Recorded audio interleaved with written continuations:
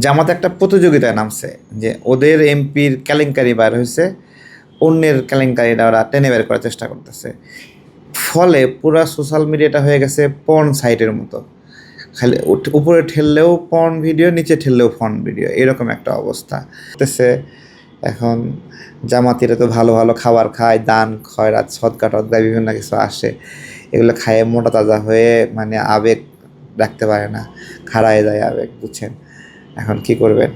তো বস্তুত জামাত এখন টার্গেট করতেছে হলো কওমি মাদ্রাসাগুলোকে। কওমি মাদ্রাসার বিভিন্ন পুরনো ভিডিও, তারপরে অনেক দেখবেন যে ঝাপসা ঘোলা হয়ে গেছে এখন থেকে 10 বছর আগে কোনো একটা স্ক্যাম, তো এইগুলো টেনে টেনে বের করে ফেসবুকে পোস্ট করতেছে। তো এইটাই আর কি, তারা এই চর্চাটা করতেছে। তো এগুলো বের হওয়া শুরু হইলে, এদিকে ইলিয়াস বলতেছে জামাতের আরও 5-7 জনের নামে এগুলো আছে, তাহলে তারা তো জামাত নামের দলটা থাকবে না। তো এইটাই আপনার, আমাদের এখানে যৌন অপরাধ দুই ধরনের।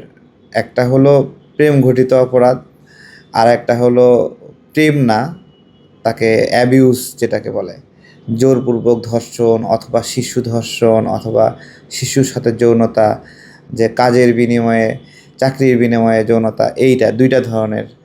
জামাত নেতা যেটা ধরা খেয়েছে সেটা হলো শিশুর ক্ষেত্রে যৌনতা অথবা চাকরি দেওয়ার বিনিময়ে যৌনতা, এই বিষয়টা।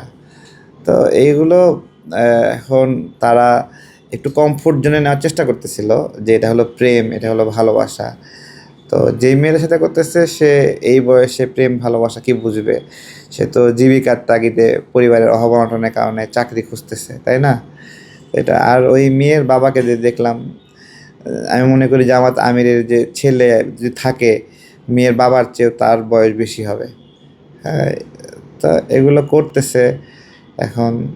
জামাতিরা তো ভালো ভালো খাবার খায়, দান খয়রাত সদকা টদকা বিভিন্ন কিছু আসে, এগুলো খায় মোটা তাজা হয়ে মানে আবেগ রাখতে পারে না, খাড়ায় যায় আবেগ, বুঝছেন? এখন কি করবেন?